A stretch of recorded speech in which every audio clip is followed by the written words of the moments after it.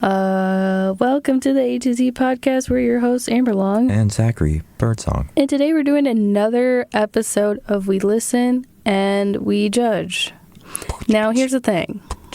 This is for entertainment purposes only.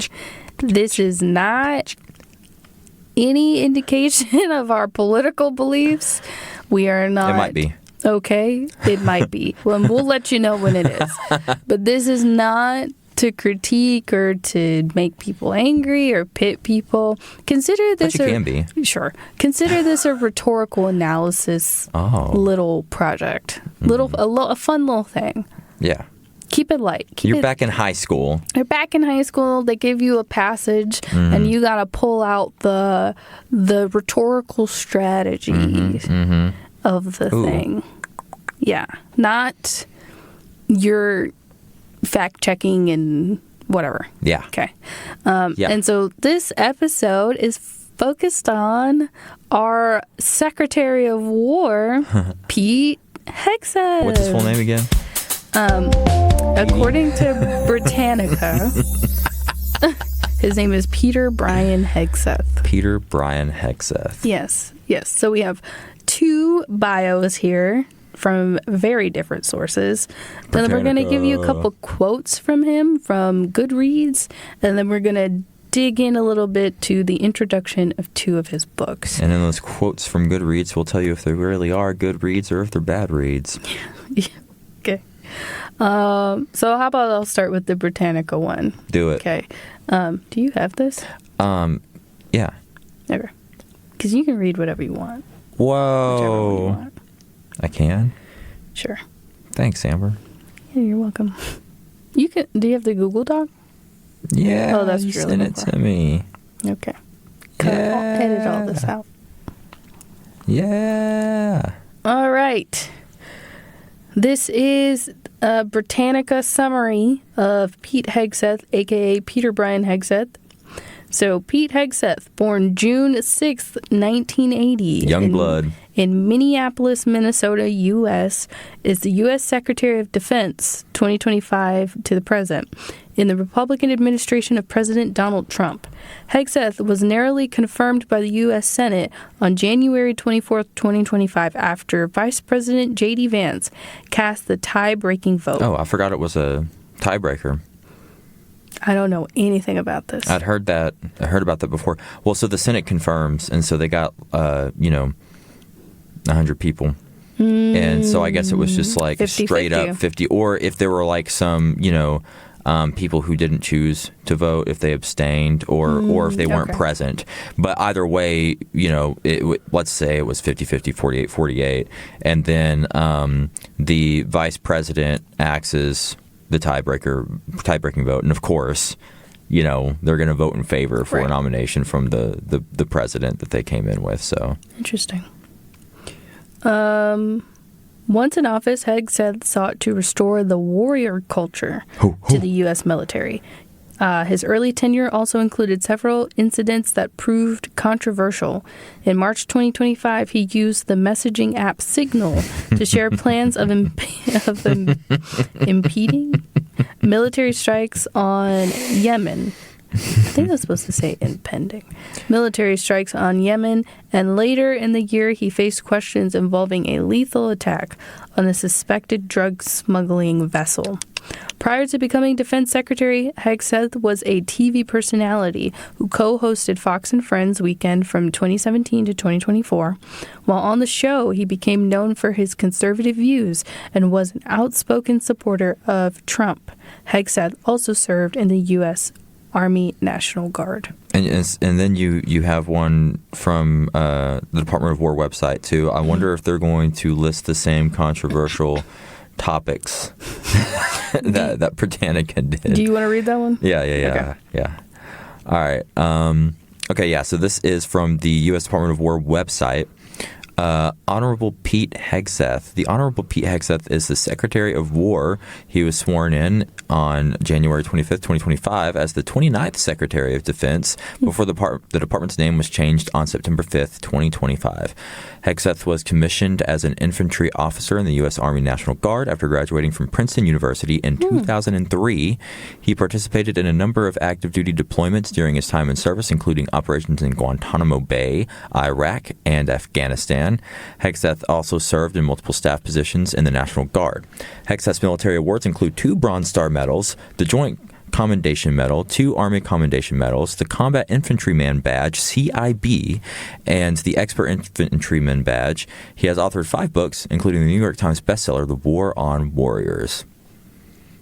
He is very accomplished.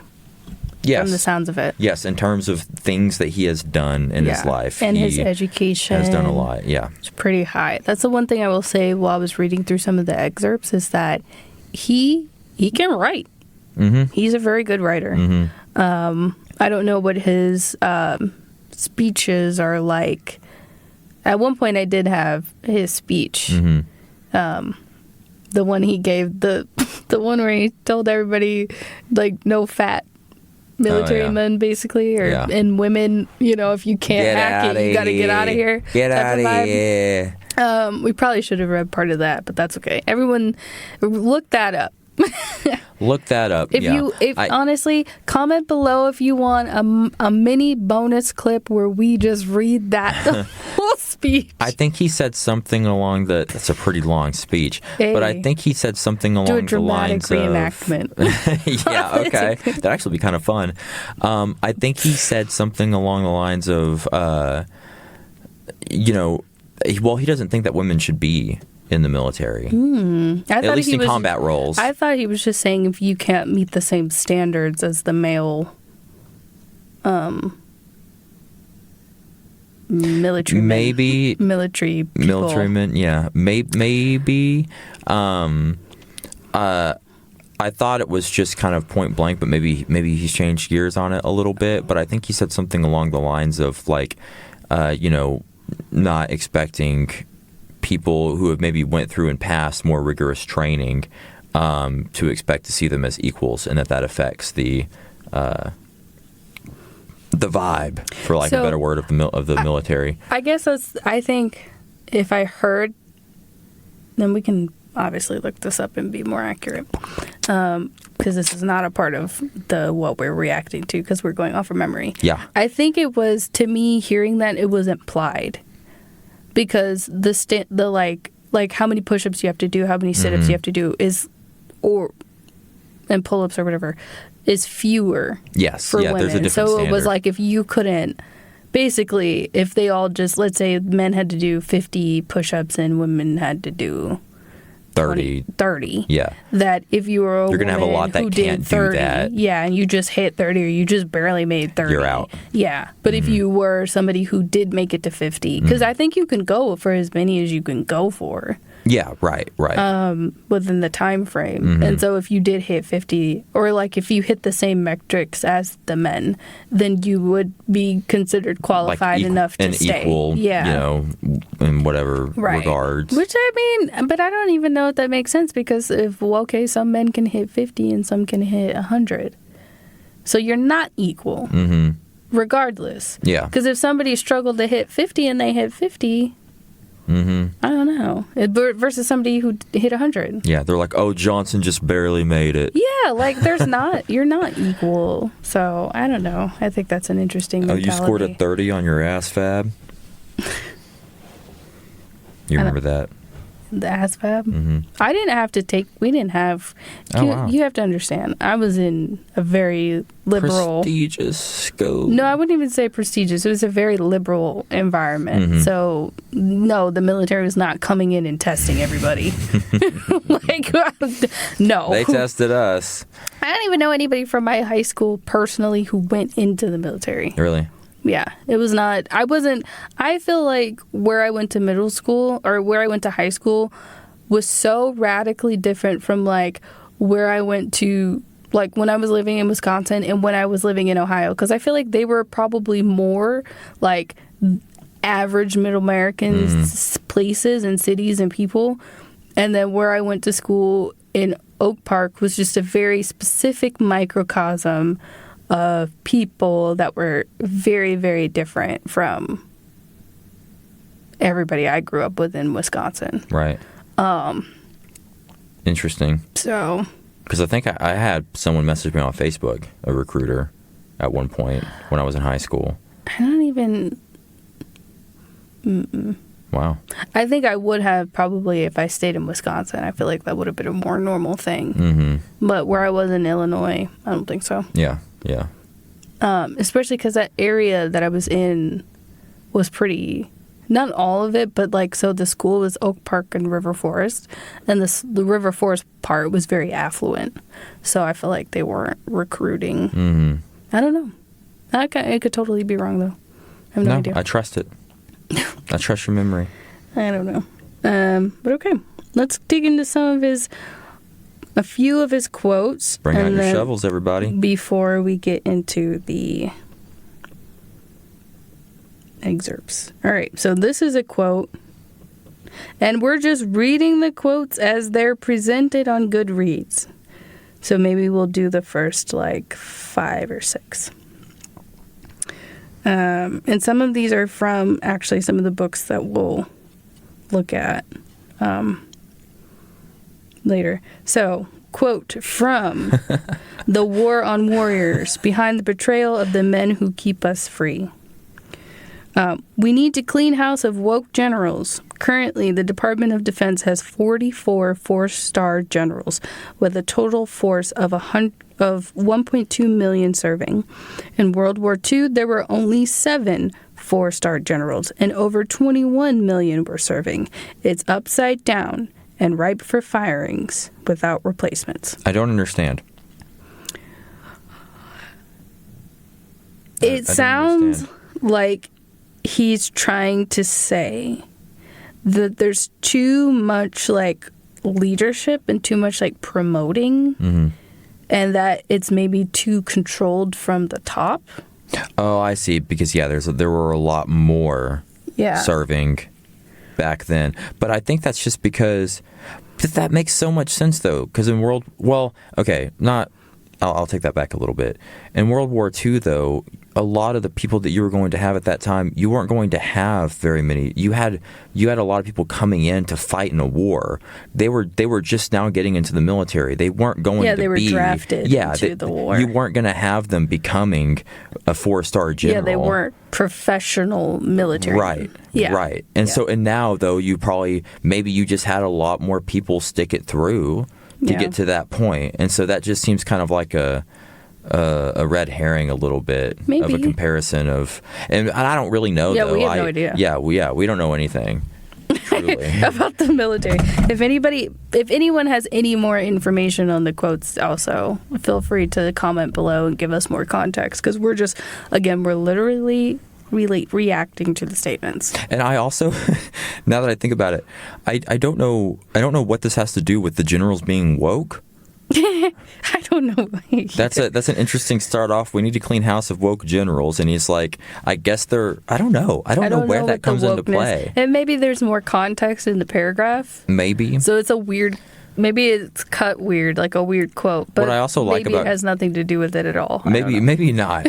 But what I like about Goodreads is that apparently there are 3 likes for this quote. People they came to Goodreads, they typed in Pete Hegseth quotes, they looked at this one, they said, you know what? Go off, boy. Go off. So here's one with 2 likes, and this is from Battle for the American Mind, Uprooting a Century of Miseducation. So, Plato records the dialogues that Socrates had with a number of bystanders, like Euthyphro. Euthyphro.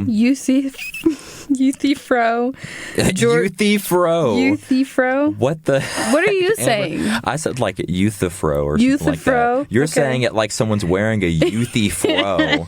A Euthyafro. Euthyphro. Yeah, that's good. Okay, bystanders like Euthyphro, Gorgias, and Meno. Very good. In these dialogues, Socrates employs logos to prove that there is only one God, one ultimate standard of goodness, virtue. Amen. And that man cannot know about God unless he, being God, reveals himself, being God, to us. Capital H, y'all. These and many other logical proofs by Socrates resulted in two things. First, he was put to death by the Greeks for corrupting the youth, quote unquote, and quote unquote atheism, because he argued against the prevailing view of this time. Sound familiar? And that was in a parenthetical. And second, 500 years later, he would be recognized as the first proto-Christian.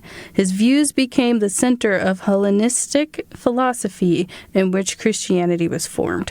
I don't think he was a proto-Christian. I think he was just somebody who believed in monotheism. And those are two different things. He ain't mentioned Christ at all. You can't be a Christian if there's no belief in Christ or a Messiah. No, because he's saying the one ultimate standard of goodness is it's being virtuous. Yeah. You know. And you can be monotheistic. The Egyptians, there was a sect of it. I think it was what it called like the cult of Akhenaten or something, where they were trying to prove, or like their worldview was that there was only one deity, which obviously if you think about the pantheon, the Egyptian pantheon, there were so many gods. And so for a brief period of time, there was leadership that was trying to rearrange society around only one God. Right. That doesn't make you Christian. No. So not at all. I wouldn't say that we would say that they're proto-Christians. I would say if you were Jewish, you were a proto-Christian, probably. I don't know. Maybe. I don't know. I don't have a strong opinion. I just feel like that's a weird assertion. I feel like that's jumping from... It is. It's also because... one-to-one. His sound familiar there, too, is in reference to... He's comparing Plato to Trump. Is he? Yeah, because he's saying that years later, Plato was seen as the first proto-Christian, and that his views became the center of Hellenistic philosophy in which Christianity was formed. So he was saying, we may see Trump fighting against a lot of the things that are happening now, and everybody dislikes him and wants to persecute him, right, for what he's saying. But basically what he's trying to get at is years down the line, we're going to be viewing Trump the same way that we now view Plato. Maybe we need to read these books in full. Do you think I'm wrong? No, I'm curious because I didn't make that. I didn't know where he was going with this. I didn't think about it at all. But I don't know a lot about, Right. I think that's what he meant, though, but which is also something else, because that's just a logical fallacy, because you could find anybody who was going against the grain of society, and you could, and even still 300, 400 years later, you'd be like, what the heck was their problem? Because they could have been going against good formations of what society was already doing, right? So just because someone was persecuted at the time of their being alive for the beliefs they espoused and was seen as, justified later, doesn't mean that their opinion, that doesn't give any credence to their opinions at the time, This one is Pete Hegseth in Battle for the American Mind, Uprooting a Century of Miseducation. Again, it has 1 like on Goodreads.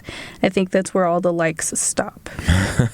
So this one says, from Trotsky to Lenin to Mao to Castro to socialist Bernie Sanders and Comrade Ocasio-Cortez, a common tool for manipulating paideia. Paideia? I think it means children or the youth. Is to use words that people associate with positive virtues, but to change their meaning. It's also to use words that are perceived as negative to see people more negatively than what they are when you're describing them. Let's see. So, it's paideia, is how it's pronounced, and is an ancient Greek term for the comprehensive, holistic upbringing, training, and education of children, aimed at shaping their character, intellect, and civic virtue with a higher type of man, or into a higher type of man, quote unquote. It represents a well-rounded education blending gymnastics, grammar, music, and philosophy to create a cultivated, virtuous citizen. So I guess you could swap out gymnastics for, like, literally, like, gym class. And that's what our curriculum is low-key based around that in America, minus maybe, like, art. You would put, like, visual arts in there as well, but... He's doing the exact thing he's speaking out against here. That's when I read it the first time, I was like, that is deeply ironic. But I can see, you know, like, there are people who are on the left who are like, that's what the right's doing. There are people on the right who are like, that's what the left's doing. Right, because they're just moving forward with their worldview. Right. And so they really just like, but the thing is and this is, and people might be like, this isn't a huge difference, but it is, because Bernie's not a socialist. He's a democratic socialist. And that is a significant difference in terms of how government is intended to function from that belief, or from those two beliefs, right? And I don't know enough about Alexandra AOC to speak on that. I don't think she's a communist. She's a democratic socialist. Yeah, okay, right. So yeah, these are straight up communists. Yes. Right. Which I They're do the fathers. think is different from democratic socialism. Oh, 100%. 100%. Because it's not even standard socialism. So now we're going to get into a couple of his books. We're going to start with The Battle for the American Mind, which came out in 2022. Do you want to do one of them and I'll do the other one? Yeah, sure. All right. So just so you know, how much we have for the first one is shorter than how much we have for the second one. And for the second one, I took the first two subsections, so you don't have to read the whole thing. So which one do you want to read? The first or the second? Are you talking about the snippets you sent me? Yes. Okay. Which are also, you can also go off of, I put them in the file too, as screenshots.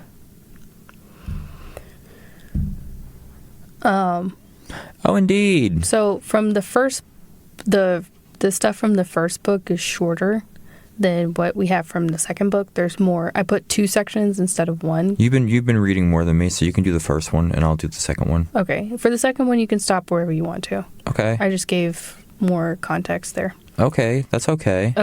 Okay. So, all right. So for the first book, we have Battle for the American Mind, which came out in 2022. So we're just going to read the introduction.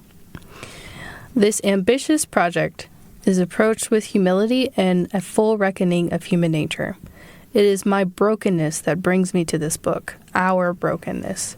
Nothing but the grace of our Lord and Savior Jesus Christ affords these two authors, Pete Hegseth, me, and David Goodwin, the sufficiency to undertake such an audacious task, writing a book that motivates others to reorient their lives around the education of their most precious gifts, their children and their grandchildren.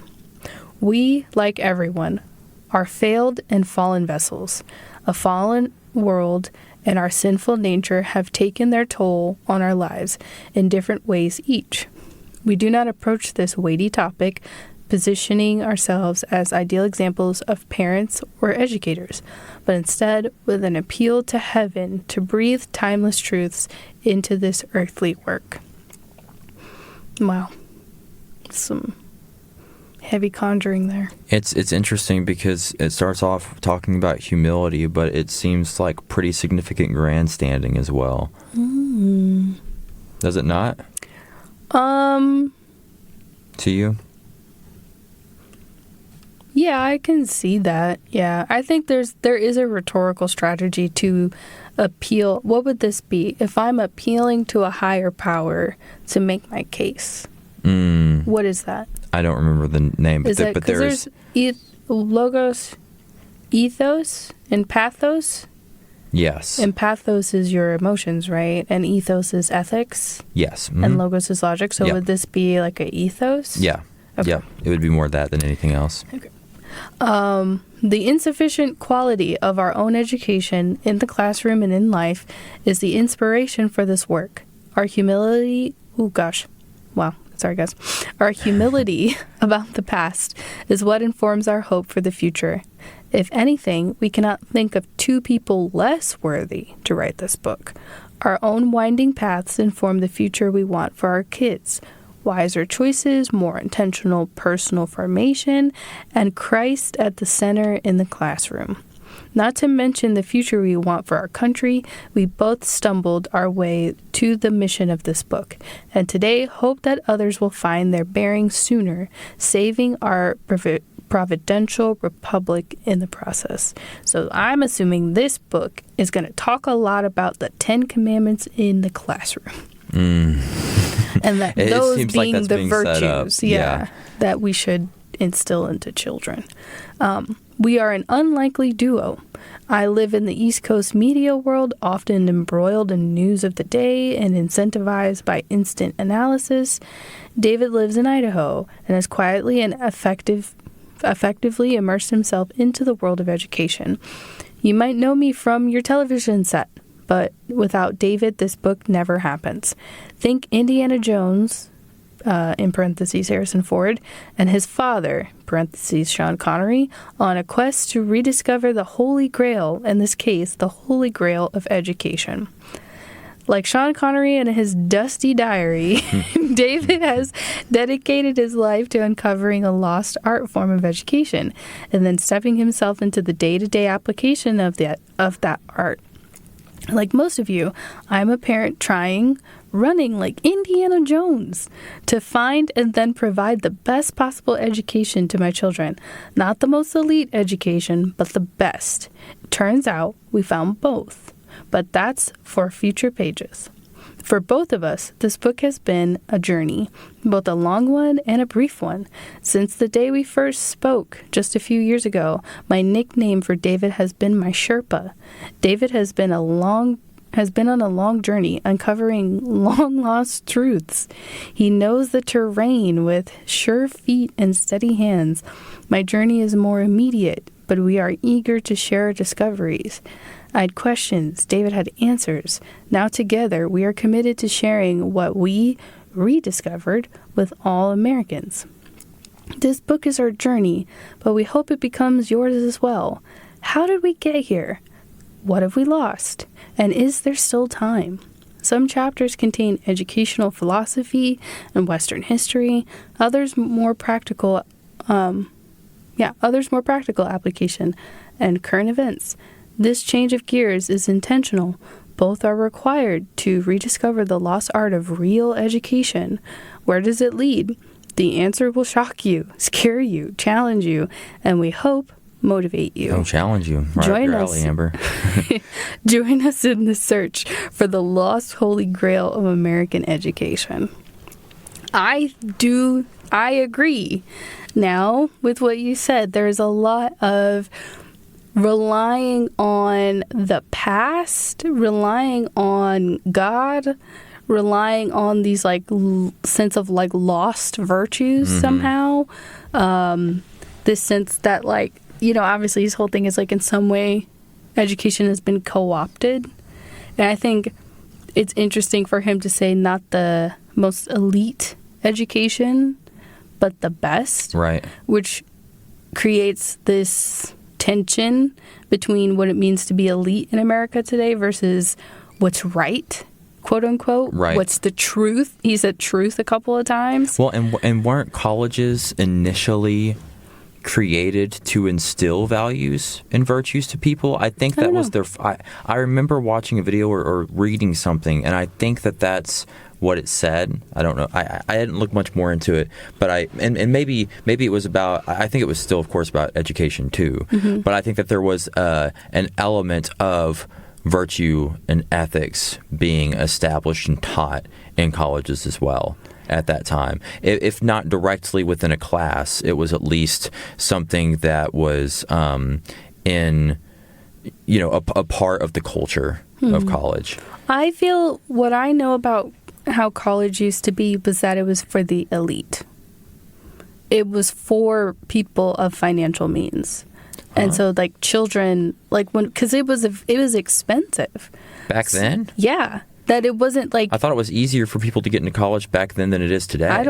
I don't think so. I think that... I thought people could say that you could work a part-time job and be able to afford to go to college. I'm talking backpack. Oh, okay. 1800s. Oh, gotcha. Yeah, Okay. Original college was it was a luxury to be able to just study. Mm-hmm. So you had to have a lot of money to be able to do that. Yeah. And I think it was even maybe more of like an apprenticeship thing too. Like someone had to want to take you on or be your patron or something like that. Because I just remember like hearing stories about like people like Gregor Mendel and like people from that time who the barrier to education for these nerds was money.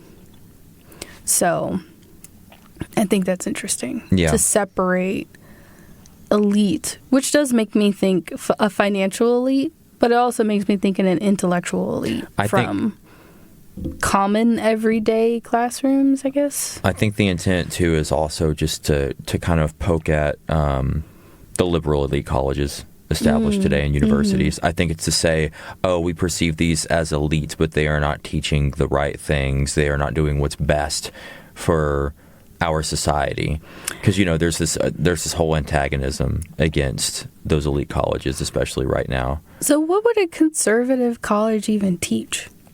Values would be a big portion of it. It would be values, and it would be similar things that people are learning in education, but with the instilling of those values. Because a lot of conservatives, I think, believe that these institutions are teaching young people ways to think that are un-American, not conducive to a cohesive society, and that are trying to instill thoughts that are actually just very contradictory to a successful group of people, a successful society.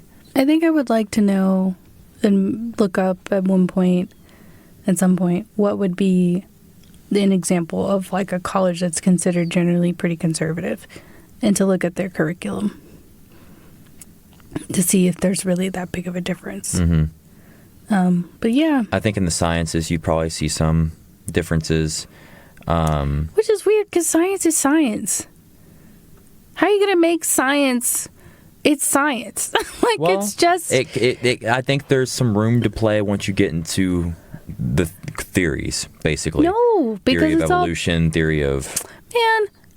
maybe sure. Yeah, okay. When you get into those realms, there's just enough space for people to say, because otherwise, you know, there would be this whole discussion about, oh, it's not theory, it's essentially been proven, and maybe it's gotten to that point. I don't know all the details of evolution to understand, but I think it's probably in the earth sciences. Yes, a lot of it's in the earth sciences. Some of the biological, like as it pertains to sex. Yes, and then and race, and then the social sciences. That's not science. Well, no, I know, but I mean, like in terms of just what would be different in the education. Yeah, no, for it sure. Would be social sciences 100%. I don't think there would be. I think there would be very limited social science. It would be reduced. No sociology.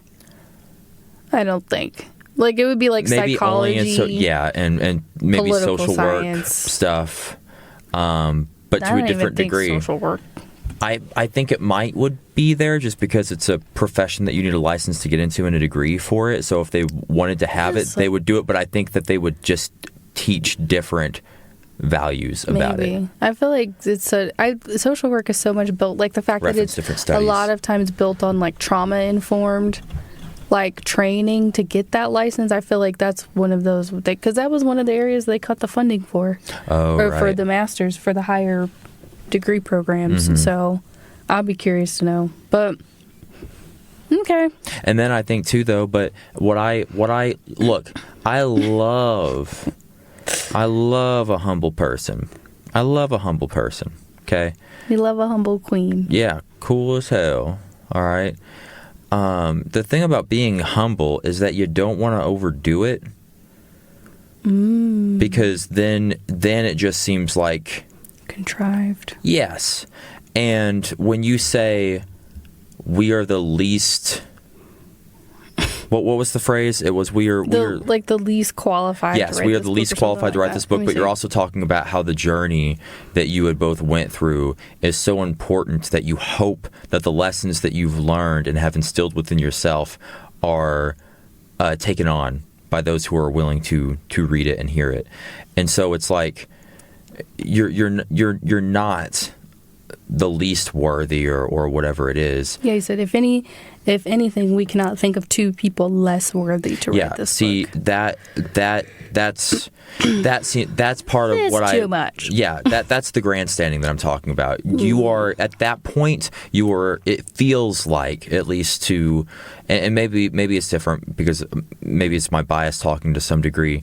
But no, I think you're right. Okay, because it feels like you're then just trying too hard to come off as humble, because you're not going to write a book if you truly think you are the least worthy person to write a book, but you want that kind of information to be out there or something. You'd find someone else. You're not going to present the truth, quote unquote. Right. You're not going to be like, but therefore you should listen to me. Yes. You should listen to me because I'm not worthy. Right. Yep. Interesting. Stand on business. Yeah, stand on business. Okay. Next book. Okay. Yeah. Intro. Read as much as you want. Okay. The introduction is entitled to Then They Came for the Camp. And this is for The Warrior, or The War on Warriors from 2024. Is this the New York Times bestseller one, or was that the other one? I think it was this one. Okay. Introduction. Then they came for the camouflage class. I joined the Army in 2001 because I wanted to serve my country.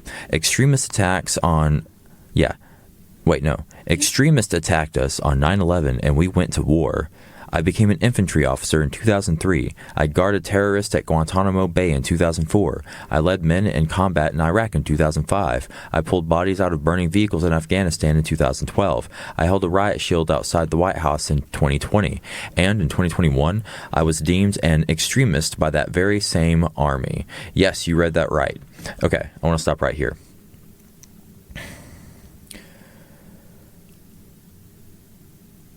This is, again, another kind of comparison that doesn't work, like with one of the quotes that we read on Goodreads.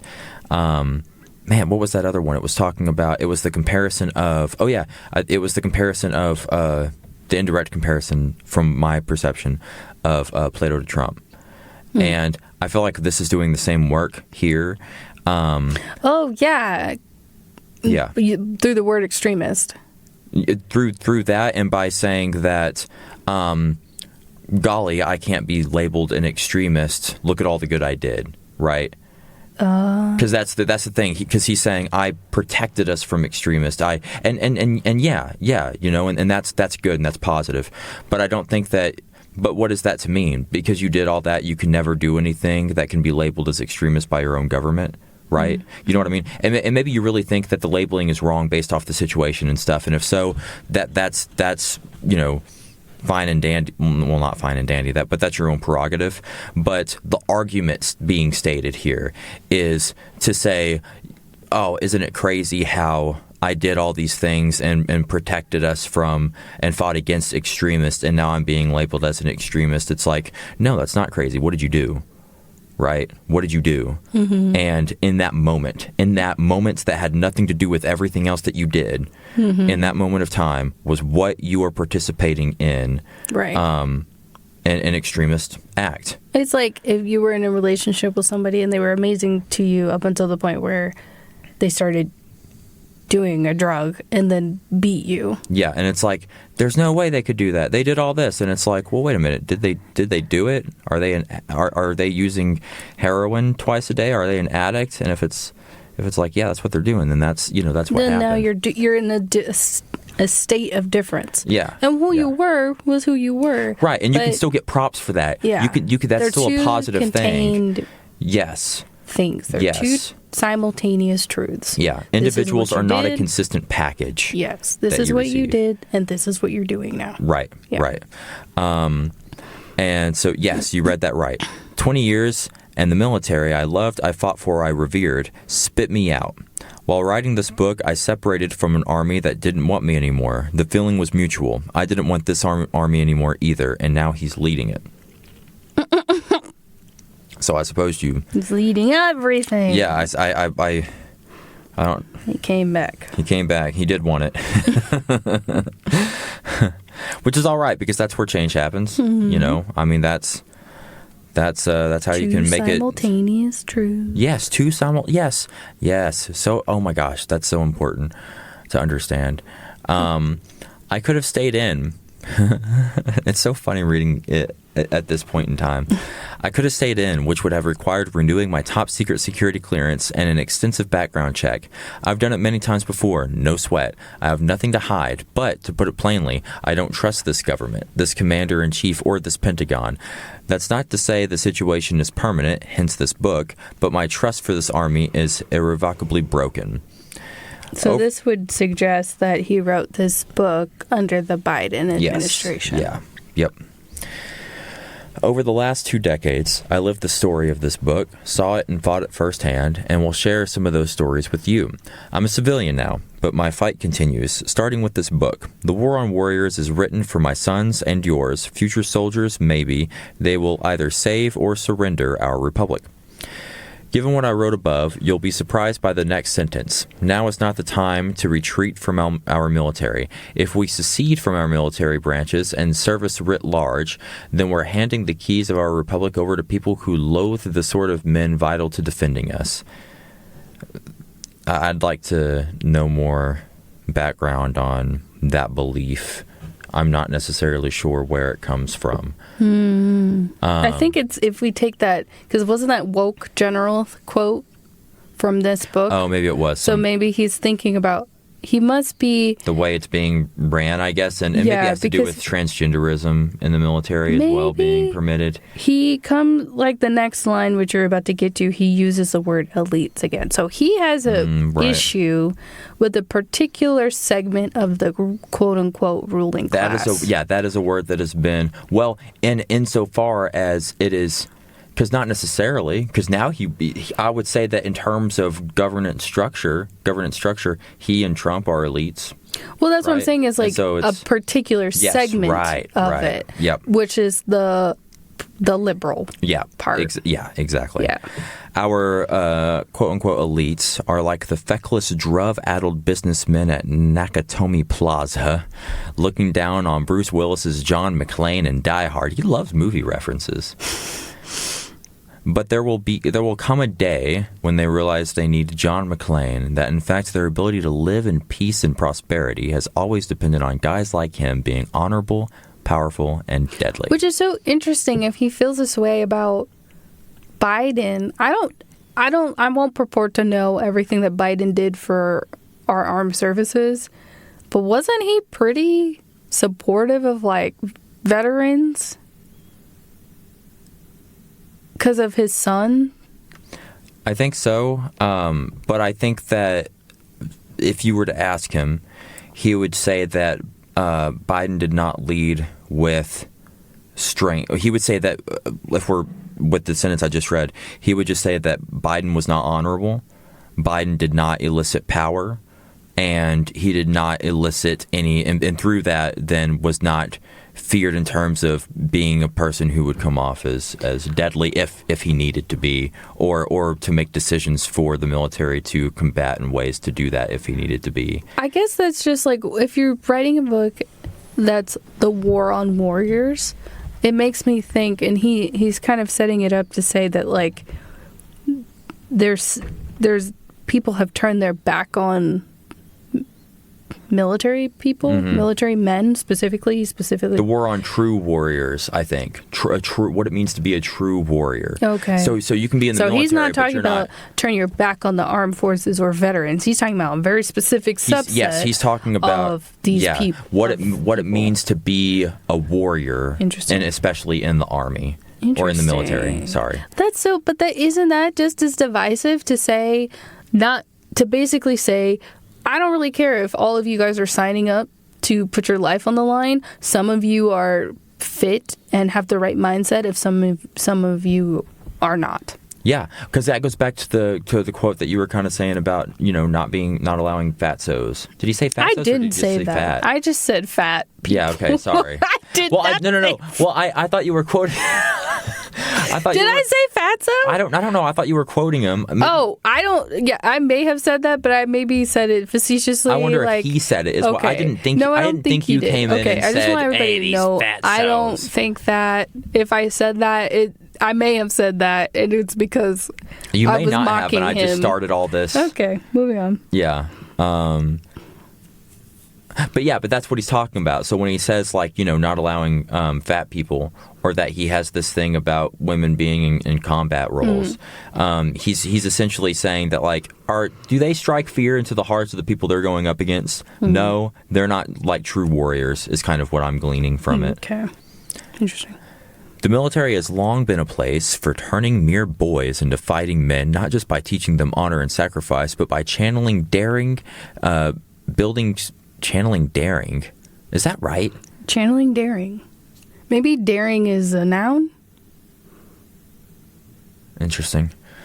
Channeling daring, building strength, and accumulating skill. See, just here, boys into fighting men by teaching them honor and sacrifice and all these things. And so he's describing what a warrior is here. Okay.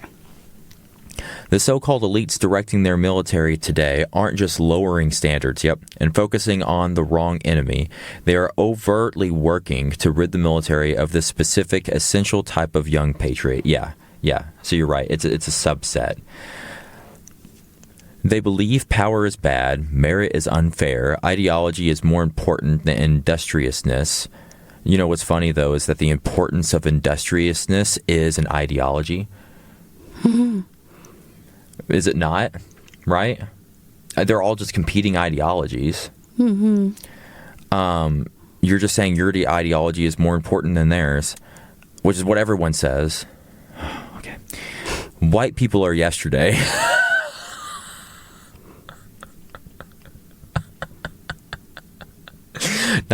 Not old news. Not the common phrase like that, but they're yesterday. And safety is better than risk-taking. However, our enemy still understands that a soldier needs to be powerful, skilled, and courageous. Sometime soon, a real conflict will break out, and red-blooded American men will have to save their elite candy asses. You may not want your sons or grandsons to enlist right now, but teach them to be powerful, skillful, and brave when war comes, and it will, abroad or at home. That's what will win it for us. The only way we can fight back against the left's anti-warrior radicalism is to recover a true vision of the value of strong men, the importance of normality, and a true sense of honor. Normality. Interesting. Yeah, because I think a lot of people, when you're thinking back about tradition and the building blocks of what created institutions that we know today that are maybe a fair bit different from what they, originated from, that was what was normal when you're a traditionalist, because that's what you're striving to get back to, and you're like, this is all just, right. It's not what it's supposed to be, yeah. But that is to suggest, though, that the reason why something seems abnormal to you is because it's foreign to you. So it is pushing people back into these enclaves. Just be around who you are used to being around, are only people who think like you. Because that's the only way you're going to be normal. You're going to either force a bunch of people, if they come around you, to conform to what you think is normal, or you're only going to be around people who think share your construction of normal, which is risk averse. Yes, it is. It's not very daring. No, it's not very courageous at all. It's not daring to accept a world that is different from you and to allow those differences to commingle and cohabitate with one another. Or it would be daring to do that. Yeah, it would be daring. Yeah, right. What did I say? You said it's not. Not daring? Yeah. Oh, my bad. But I knew what you meant. Thank you. It would be easy to lose faith, but looking at the sweep of American history shows this isn't the first time that the military has been undermined by feckless, he loves that word, civilian leaders and foolish brass. Generals have always chosen certain groups to discriminate against. Over the years, the identity of the disfavored class of soldiers has shifted from one group to another. Positive change happens when those disfavored soldiers commit to serving even in an imperfect force. No matter how bad things... I feel like he's trying to compare these people to, like, people who faced real discrimination, like black people. He might be. Okay. Positive change happens when those disfavored soldiers commit to serving even in an imperfect force. It's not the same. It's not the same. No, I do agree that there's something to be said about what he's saying. Yes, though. I agree. Yes, but don't tee it up to talk about. Right. Yes. Okay. Oh, I see. Because that's the favoring class of soldiers. I see. No matter how bad things are for the American military, and things are really bad, I believe I will not be the last Hegseth to wear the uniform I love. This book is a clarion call to charge ahead with everything we have into the breach. Retreating now means we will definitely lose. Charging ahead means we have a fighting chance. The military is where our country needs... Is what? Yeah. The military is where our country needs desperately... Oh, okay, I see. The military is where our country needs desperately patriotic, faith-filled, and brave young Americans to step up and take the long view. At a basic level, do we really want the woke, diverse recruits that the Biden administration is curating to be the ones with the guns and the guidons?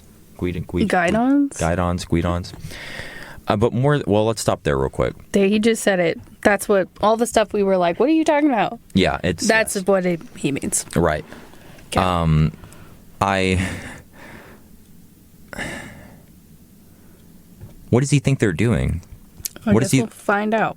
But I mean, like, if you have a woke, diverse recruit joining the military, what do you think they're... Trans. Yeah, people, but do you think that they're... Blacks. Does he think they're joining in to have a party? Yes. I think he thinks they're joining in to diversify and bring all these different perspectives and create basically what people perceive the DEI thing to be. This is a DEI, anti-DEI book for the military. Gotcha. But more than that, we want those diverse recruits pumped, full of vaccines and even more poisonous ideologies, to be sharing a basic training bunk with sane Americans. Okay. Wow. Yeah. If elite universities are where underprivileged kids learn how to hobnob with the elites, then the military should be where potential Antifa members learn what it really means to use force for just and honorable reasons. I feel like that's such a loaded sentence. I'm like, you could just spend a lot of time trying to break that down. That's a lot. That was a lot to say. If elite universities are where underprivileged kids learn how to hobnob with the elites. So that's like him saying you shouldn't, like, through DEI, underprivileged kids are going to elite universities to spend time with the elite, and it's a terrible thing. Yeah. I don't even know what this next part means. He's comparing it to say that, like, Antifa? You shouldn't allow underprivileged kids if they don't deserve to be in those elite schools, just like you shouldn't allow Antifa to be, or no. If okay, wait, okay, hold on. But that's not what's happening. Really means to you, okay. I don't know. I actually don't know, because he's not saying that Antifa shouldn't be put in. He's saying if people who are Antifa members do go into the military should be set up in a way where they basically get rid of their ideologies, because they begin to learn what it really means to be a principled individual. Then the military, I guess, should be where potential Antifa members learn what is really... Oh, so they have to go... Okay, I see. They're going... If underprivileged kids can go to school to learn how to be elite, then radical, whatever, leftists can go to should the go military to learn how to be principled. To be a real soldier. To be a real soldier. We both missed a phrase there. A real soldier as he has defined it above. Yes. Okay. All right. Indoctrination. Yes. You know what? I will say that so far, for probably the opposite reason that he would intend it to be, this book is entertaining. It is very entertaining, and he's a very good writer. Yeah. Mm-hmm. He's very good. I like the hobnob word. The United States military was designed to act as the immune system of American sovereignty, the reflexive snap to repel harm. The tireless wait, you missed a line. The American military is one of the great de-radicalization machines for aimless young men, but only if it's working correctly. So that our interpretation of the statement above was correct. He's saying that whoever you are, you should come in and conform to the military ideology. Has that always been I mean, maybe he's thinking about those teens that maybe were, smoking reefer and Hippies. decided to join the military and for the benefits or whatever, and then saw what the world was, quote unquote, really like, and it changed them for the better. Yeah, because I think they do, the military has that saying, they break you down to build you up. Right. So they strip you of your waywardness to create a real man. Yeah, perceived waywardness. No. Okay. The United States military was designed to act as the immune system of American sovereignty, the reflexive snap to repel harm, the tireless sentry for threat, the promise of consequence against foes of freedom. Always has been, always should be. Yet, America and her military are going quietly into the night. Powerful leftists have leveraged their disdain for America to systematically confuse and neuter and weaken the greatest fighting force for good this world has ever seen. It happened and is still happening rapidly. Don't just take my word for it. Here are the folks who wrote the book on it. Each year, the Heritage Foundation publishes its Index of U.S. Military Strength. Think of it as a 650-page report card for every branch of the U.S. military. Its 2024 report is blunt. As currently postured, the U.S. military is at a significant risk of not being able to defend America's vital national interest. For the second year in a row, our military is rated as weak relative to the force needed to defend national interest. Weak, 2 years in a row. I would love to know the measurements being used to make that determination. Well, isn't the Heritage Foundation a conservative group? Yeah. Okay. Oh yeah. So there's already that bias there. Yeah. In the assessment. Yeah. Right. Yeah. The authors of this exhaustive report are patriots. Most are former military, which means they also have the bias of tradition, right? They love our troops, and they are brutally honest. Things must change, and quickly, for the sake of our country and our war fighters. I think I'll stop it here. Yeah. I don't like the use of the word patriot. And maybe I don't know the definition. Maybe it's just a patriot is just somebody who's like fiercely loyal to their country. But as we've talked about, the meaning of loyalty does not preclude critique. Yes, if you think that something or someone is going in the wrong direction, a harmful or detrimental direction, you should speak up about that. I don't like the idea or what it means to say being loyal to or fighting for or anything else, insert then here your country, because I feel that removes you a step away from what you're really trying to get at, which is the people in the country, right? What is the country if not the people? Right. And the people are diverse. Yeah, exactly. I think that's what people don't want to be the case. That they don't want us to have diverse thought. They don't want us to have diverse interests and histories. But that's just not reality. And I think that's why it's used in that way. I think that's why people reference the country in that form, is because then you can see the U.S., your country, as this vision that you have for it, rather than what it actually is. And I just think it's so silly, because the country, even the 13 colonies, each colony was established for a vastly different reason. And they were all, from top to bottom, had people who were different.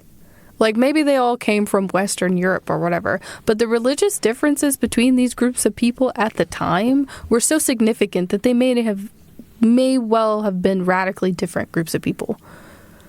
And that's just amongst white people. So, and then obviously then there's indigenous people who are already here, Native people who are already here, and then the blacks that they brought over. Like, there was, from the very beginning, there was a lot of diversity. Right. And a lot of difference of thought. So I don't love this idea of the U.S. as a monolith. I think that everybody should throw that idea out, because we have always been a nation of diverse thought and perspective and experience. That has never not been true. And I think trying to literally, like, whitewash that. Denies the truth of this country and the absolute incredible accomplishment that it is to exist for 250 years with diversity and to continuously progress up until recently toward like genuine like achievement and rights like the world hasn't seen, you know? Like, we've done a lot as a diverse group of people and have learned a lot from each other. Whether or not that has a place in the military, I don't know. I've never been in the military. I know that, you know, from some people I know, one person in particular I know who is in the military, or really a few people, they do have a critique of that diversity of like the DEI ideas in the military. But I don't know. I have a critique of freaking business ideology coming into the government. Like, thoughts move around, you know, and the best thought will prevail in the end.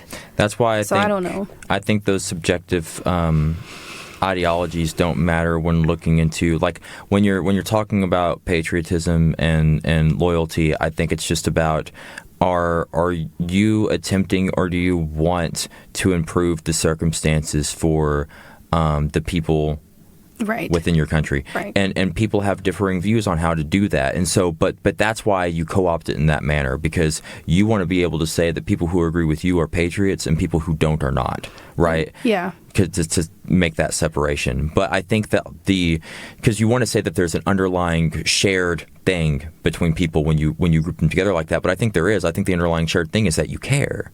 You know, you care. Both sides care. Even you could completely disagree with what someone else wants and think that what they want is destructive to the country. But if they really think that it's better and they're really trying to improve things for people, then I would say you can label them a patriot and that they care. And that caring then, though, becomes the foundation for talks thereafter. Right. I think, like you're saying, my belief is that to the extent that you can come to a consensus, and maybe you won't get everything that you want, but you'll get a lot of what's necessary, and that is good. And I heard this quote one time where somebody was like, if good is good enough for God, then it's good enough for you.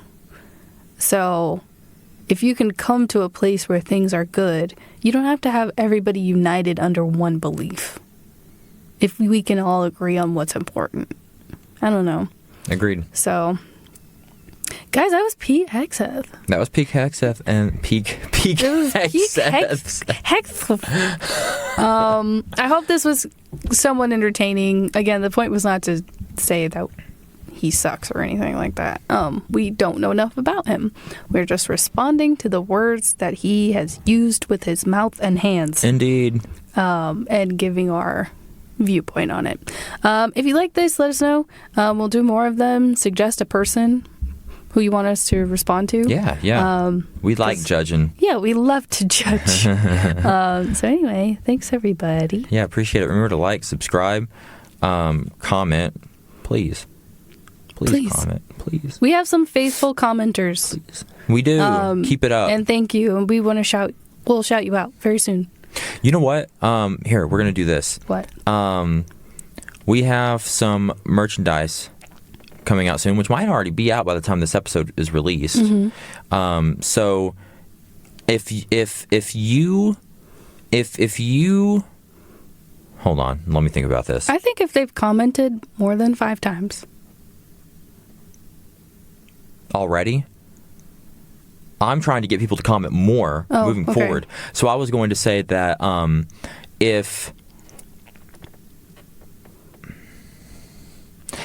okay, we'll do a mix and match.